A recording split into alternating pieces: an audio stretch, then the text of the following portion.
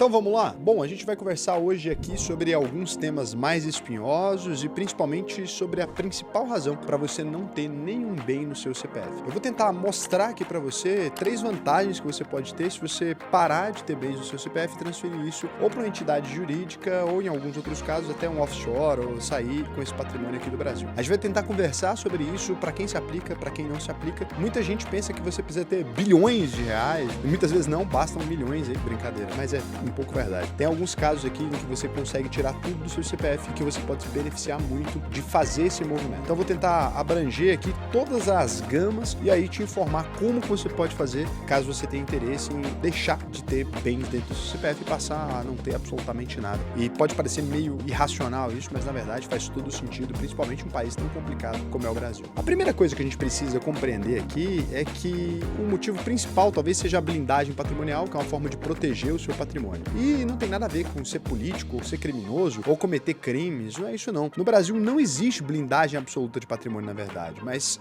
o que acontece é que se um bem tiver no seu nome, ele pode ser atingido por redirecionamento de dívida, ele pode ser atingido por insolvência pessoal, por processos trabalhistas, ou até mesmo por processos fiscais. Aí você vai falar assim, Raul, mas eu não tenho nenhum desse tipo de problema. Lembre-se que o Brasil tem mais de 438 mil normas tributárias, o que significa que se você tem uma empresa, a chance de você estar quebrando alguma dessas normas, até mesmo sem saber, é gigantesca. E o Brasil tem uma lei extremamente complexa, né, de casamento, de união estável. Muitas vezes você mora com alguém, não sabe o risco que você está correndo. Muitas vezes alguém pode tentar comprovar uma união estável com você, mesmo sem ter tido essa união de fato, e um juiz pode acabar dando ganho de causa. A gente tem casos aí no Brasil que você vai descobrir a injustiça depois de 10, 15 anos. Faz sentido, então, você blindar o seu patrimônio por medo dos erros judiciais, que no Brasil não são nada pequenos. E se o bem estiver no nome de uma holding patrimonial, ou seja, de uma empresa que é dona de empresas, por exemplo, ou que é dona dos seus bens, dificulta muito a penhora em execuções contra você. Em caso de empresa offshore, dona da holding, a privacidade, né, que existe, então significa que ninguém tem como saber de quem são os seus bens, impede golpe, os dados não são visíveis, né, no site da Receita, as pessoas não conseguem lá te sequestrar ou fazer alguma coisa nesse sentido. Então a blindagem patrimonial vai muito além do que muita gente pensa que é simplesmente para esconder patrimônio de gente que deve alguma coisa. Não necessariamente. Tem menor exposição no caso de credores oportunistas. A gente sabe que a justiça trabalhista brasileira nem sempre é das mais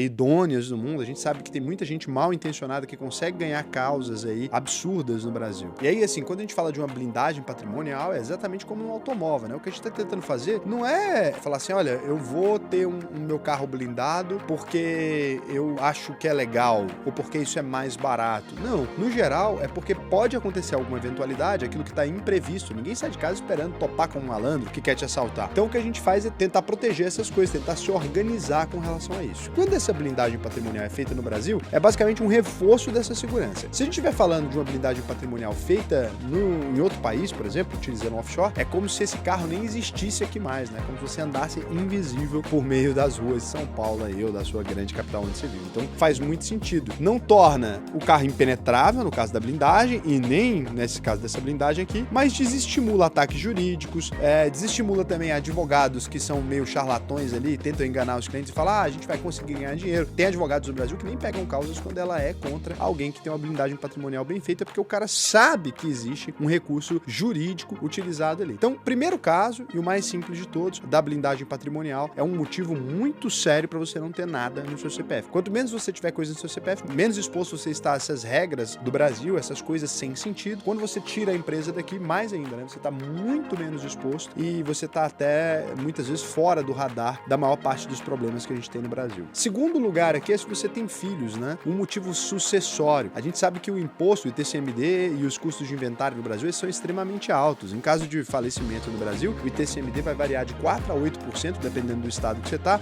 podendo passar de 30% que está em veias de se tornar uma realidade em breve. Fora os custos adicionais, né? Como honorários advocatícios, cartórios, tempo, burocracia. Se o imóvel está em nome da empresa, o objeto de herança são as cotas da empresa que muitas vezes estão defasadas e tem menor base de tributação. Então, quando você transfere um imóvel para dentro de uma holding, na hora de transferir, você vai ter essas cotas mais defasadas, vai ter que pagar um tributo muito menor. Você tem uma organização, você consegue transferir essas cotas em vida sem transferir o controle, você tem um jeito de fazer isso. Você tem uma empresa offshore, dona de uma empresa brasileira, então você consegue fazer uma empresa que está em outro país, que ela é dona de uma empresa no Brasil, a sucessão ocorre pelas regras de outro país. Nos Estados Unidos, por exemplo, um estrangeiro com imóvel em nome pessoal pode pagar até 40% sobre a herança, se o imóvel estiver no nome de uma empresa estrangeira, não há imposto sucessório nos Estados Unidos. No Brasil é a mesma coisa, a gente tem os imóveis, etc. Você consegue transferir esse imóvel, então, para uma holding aqui no Brasil, que é controlada por empresa internacional, e voilá, né? Você consegue não ter nada no seu CPF, permitindo uma maior habilidade na gestão desse patrimônio. Então, isso acaba fazendo muito sentido. É uma organização muito mais interessante que aquela padrão. Outro caso, terceiro aqui e último, acho que esse aqui talvez possa ser o principal para a maior parte de vocês, né? É o motivo tributário do imposto de renda sobre aluguéis. Então, você está ali, passou um tempo, né, produzindo ali,